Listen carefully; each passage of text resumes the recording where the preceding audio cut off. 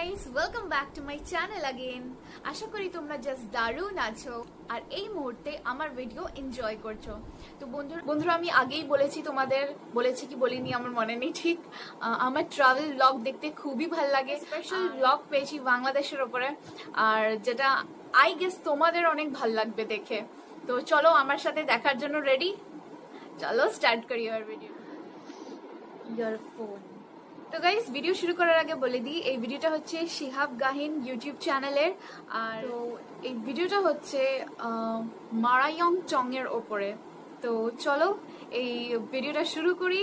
আর তোমরা লিংক কিন্তু ডেসক্রিপশন বক্সে পেয়ে যাবে, তোমরা অরিজিনাল ক্রিয়েটরকে প্লিজ। তো লেটস স্টার্ট।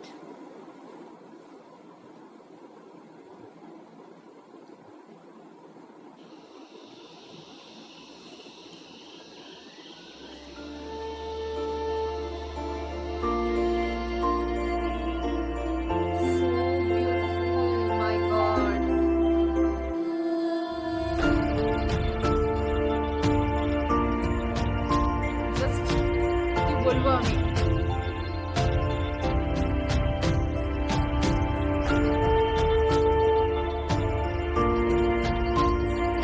মেঘের দেশ মনে হচ্ছে।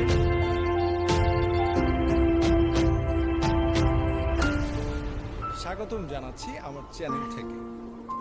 এক বছর পর আবার এসে উপস্থিত হয়েছি মেরাইতং পাহাড়ের পাদদেশে। এক বছর আগে মেরাইতং পাহাড় নিয়ে আমার চ্যানেলে যে ব্লগ আমি পাবলিশ করেছিলাম তার মধ্যে অনেকগুলি কমেন্টস ছিল, অনেকের জানার আগ্রহ ছিল এই মেরাইতং পাহাড়ে কিভাবে আসতে হয়, এখানকার খুঁটিনাটি সব কিছু ডিটেলস জানতে চেয়েছেন অনেকেই। আর তাদের জন্যই আমার আজকের এই ব্লগ। আসুন দেখে নেই এতটুক পর্যন্ত আমরা কিভাবে আসলাম। মেরাইতং পাহাড়ে যাওয়ার জন্য চট্টগ্রাম শহর থেকে বাসে করে আমরা সকাল সকাল পৌঁছে যাই চকরিয়া বাস টার্মিনালে। বাস থেকে নেমে অল্প কিছু খাওয়া দাওয়া করে সোজা চলে যায় আলীকদম যাওয়ার চাঁদের গাড়ির টিকিট কাউন্টারে। টিকিটের দাম কত করে? 75 আর গ্যালারিতে 70। আমরা এখন চকরিয়া বাস টার্মিনালে। এই যে আমার পেছনে যে গাড়িগুলি দেখছি তাদের গাড়ি করে আমরা এখান থেকে আলীকদম যাব। আর এখান থেকে আলীকদম যাওয়ার লোকাল ভাড়া হচ্ছে জনপ্রতি 70 টাকা। আমরা ট্রিপ মেম্বার ছিলাম 10 জন, তাই 1000 টাকায় একটি চাঁদের গাড়ি ভাড়া নিয়ে আমরা রওনা দিই আলীকদম আবাসিক বাজারের উদ্দেশ্যে। একটা বিষয় আপনাদের জানিয়ে দিই, ঢাকা থেকে বাসে করে সরাসরি আলীকদম চলে যাওয়া যায়, সেক্ষেত্রে আর চকরিয়া নামার প্রয়োজন নেই।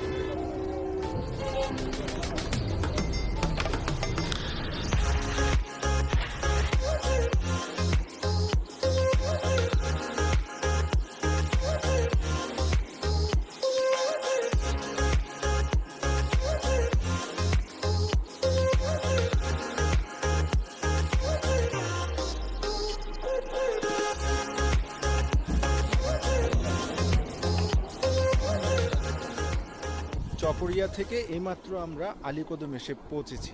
তবে আমরা একদম আলীকদমের শহরের ভেতরে যাইনি, আমরা যেই জায়গায় নেমেছি এই জায়গার নাম হচ্ছে আবাসিক।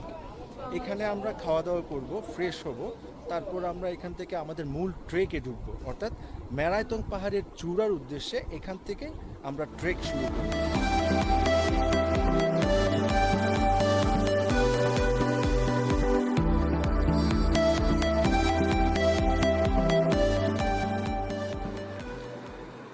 আবাসিক বাজার পৌঁছেই আমরা দুপুরের খাবারের অর্ডার করি। আর খাবার তৈরি হওয়ার ফাঁকে আমরা দুটো কাজ করে নিই।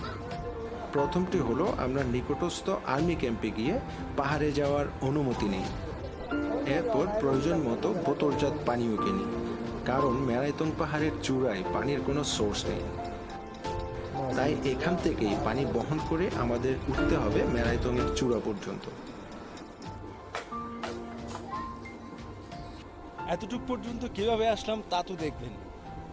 আর এখন আমাদের মূল ট্রেইলটা শুরু। আমরা চকরিয়া আলীকদম মেইন রোড থেকে এখন ভেতরের দিকে যাওয়া শুরু করেছি, অর্থাৎ পাহাড়ের চূড়ার দিকেও যাওয়া শুরু করেছি।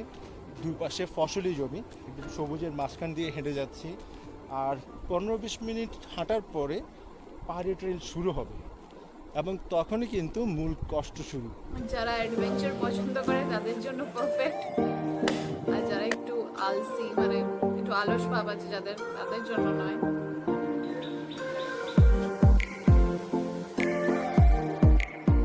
সমতল পার হয়ে আমরা পাহাড়ি ট্রেলে ঢুকছি। এখান থেকেই উপরে ওঠা শুরু। উপরে ওঠা বলতে এখানে কোথাও নামতে হবে না, পুরোটাই কিন্তু ওঠা। আর এই জন্য এই ট্রেল অনেক বেশি কষ্টকর। চলুন সামনের দিকে এগোই।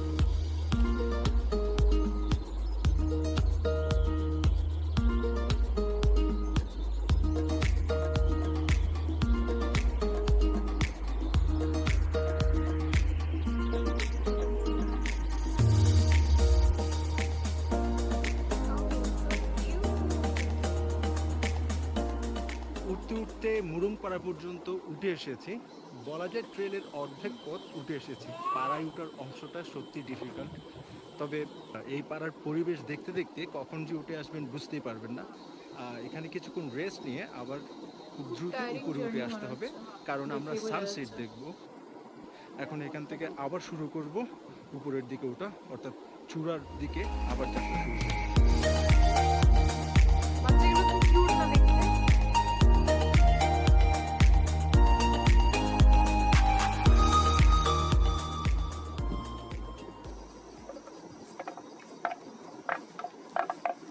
এই গরুর গলায় একটা ঘন্টা বাঁধা আছে, এটা ফার্স্ট টাইম দেখলাম। বাঁশের তৈরি ঘন্টা।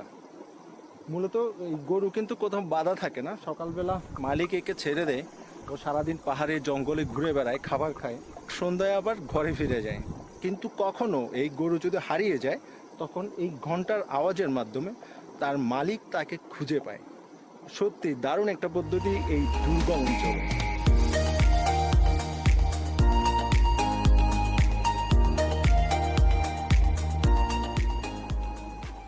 ম্যারাইতং পাহাড়ের চূড়ায় উঠে এসেছি। যথারীতি সময় লেগেছে 1.5 ঘন্টা, আর সর্বোচ্চ সময় লাগতে পারে 2 ঘন্টার মতো। এর বেশি আসলে লাগার কথা না, যদিও ট্রেইল আসলে কষ্টকর। টেন্ট বানিয়ে সবাই একটা সুসংবাদ দিতে পারি বা একটা দুঃসংবাদও হতে পারে। আমাদের মতো যারা আছে তাদের জন্য দুঃসংবাদ, কারণটা হচ্ছে মারায়তং পাহাড়ে ওঠার জন্য ইট বিছানো রাস্তা অলমোস্ট হয়ে গেছে। আর যারা আসলে গাড়ি নিয়ে আসতে চান তাদের জন্য এটা নিশ্চয়ই সুসংবাদ। তারা গাড়ি নিয়ে সামনে হয়তো খুব ইজিলি ম্যারাইতং পাহাড়ের চূড়ায় আসতে পারবে। এটা বেশ ভালো হয়েছে। টাইম লাগছে।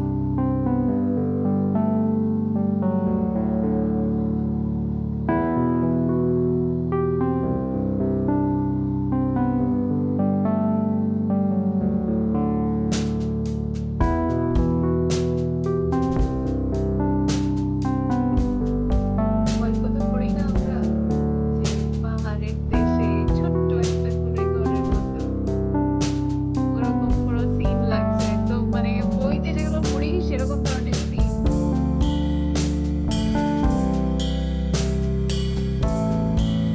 আজ আরেকটা দারুণ দিন কাছে। ম্যারাইতংয়ের সানসেট অসাধারণ হয় সবসময়, তবে কখনো কখনো কপালে থাকতে হয়। আজকের স্কাইটা অসাধারণ। পেছনে দেখতে পাচ্ছেন এখন সূর্য ডুবছে, পুরো আকাশটা লাল হয়ে আছে, অসাধারণ সবসময়। একটু করে সন্ধ্যা নেমে আসবে, পাহাড়ের দিকে ছোট করে অন্ধকার নেমে আসবে, চারদিকে ঝিঝি পোকার আওয়াজ বলবো শুনতে তোমাদের। আর এই ঝিঝি পোকার আওয়াজ শুনতে শুনতে আজকের রাতটা কাটাবো।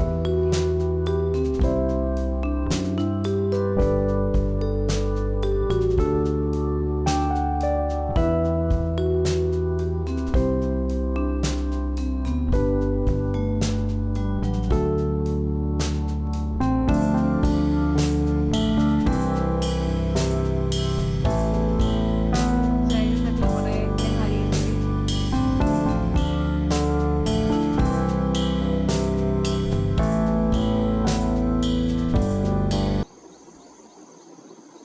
ম্যারাইতং পাহাড়ের চূড়ায় ভোর হচ্ছে। যে ভোর দেখার জন্য আমি অনেকবার এই পাহাড়ের চূড়ায় উঠেছি। যখনই এখানে আসেন অবশ্যই এক রাত থাকার প্ল্যান নিয়ে আসবেন, কারণ এখানে সূর্যোদয় এবং সূর্যাস্তের কোনো তুলনা হয় না। গত রাতে এখানে অনেক বৃষ্টি ছিল, কিন্তু আমাদের তাঁবুর কোয়ালিটি ভালো হয় এই যাত্রায় রক্ষা। তাই রেইনি সিজনে যখনই এখানে আসবেন অবশ্যই ভালো মানের তাঁবু নিয়ে আসবেন। আর কথা না বাড়াই, চলুন দেখে নেই মেরাইতংয়ের ভোর।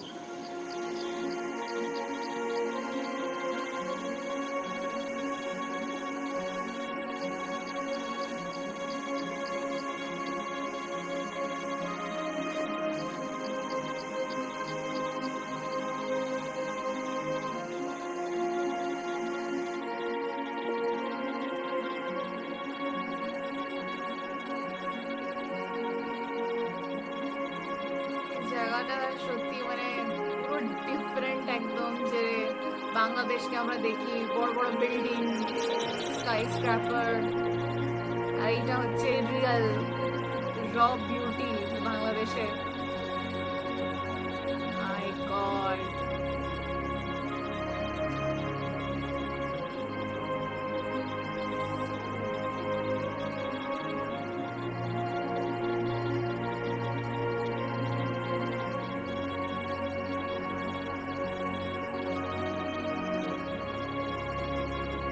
পাখি হলে ভালো হতো না, উড়ে উড়ে পুরো দেখতে পারতাম।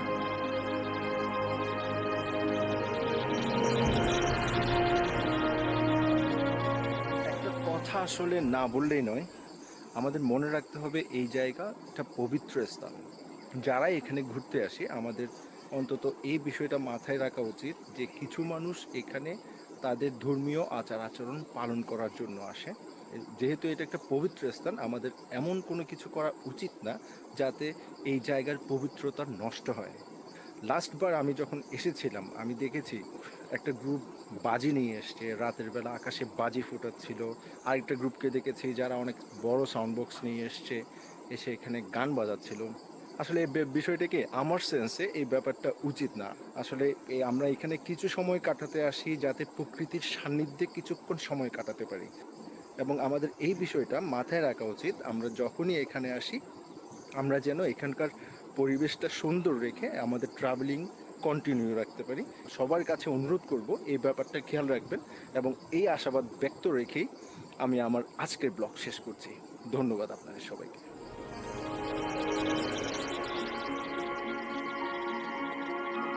সুন্দরভাবে ভিডিও শুট করেছে।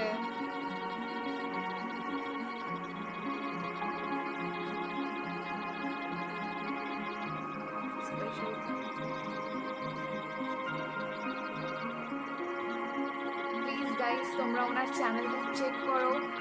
আই থিঙ্ক তোমরা আরো ভালো কোয়ালিটির, আমি বলবো প্লিজ ওনার চ্যানেলটা ভিজিট করো। এত সুন্দর উনি ভিডিও বানিয়েছেন, আর অনেকটা পরিশ্রম লেগেছে ভিডিও বানাতে, সেটা দেখেই বোঝা যাচ্ছিল ওনার ফেস। এত টায়ারিং জার্নি ছিল, তাও ওটার মধ্যে ভিডিও শুট করা, বাকি সব কিছু করা মেনটেন। তো সিরিয়াসলি ওনাকে প্লিজ সাপোর্ট করো তোমরা। আর জায়গাটার ব্যাপারে কি বলবো, জায়গাটা মারাত্মক সুন্দর, মানে ইমাজিনেশনের বাইরে। এটা হয় না ফ্যান্টাসি ওয়ার্ল্ডের মতন, যে তোমরা কল্পনা করো যে এমনি ধরনের জায়গা, গল্পতে পড়ো, মানে ফ্যান্টাসি যে গল্পগুলো হয় সেগুলোতে পড়ো, অমনি ধরনের জায়গা, মেঘের দেশ, বড় বড় পাহাড়, সবুজ পাহাড়, তার মধ্যে ছোট্ট কুড়ে ঘর। জাস্ট দারুণ লাগছিল দেখে, আমার তো জাস্ট দারুণ লাগলো জায়গাটা। মানে সত্যিকারের একটা ঘোরার জায়গা বলা চলে, আর বাংলাদেশের র বিউটি। তো তোমাদের মধ্যে এমন কতজন আছে যারা এমনি ট্রিপে গেছে বা এই জায়গায় গেছো, তো প্লিজ মেনশন করো। আর আর বাকি লোকরা যারা এখনো যাওনি তারাও মেনশন করো কি তোমরা এরকম জায়গাতে যেতে চাও কি চাও না। So that's it for today guys. আশা করি তোমাদের ভিডিওটা পছন্দ হয়েছে। তো আবার দেখা হবে তোমাদের সাথে অন্য কোনো ভিডিও নিয়ে। ততক্ষণের জন্য নিজের খেয়াল রাখবে আর নিজের আশপাশের লোকেরও একটু খেয়াল রাখবে। So bye bye, take care.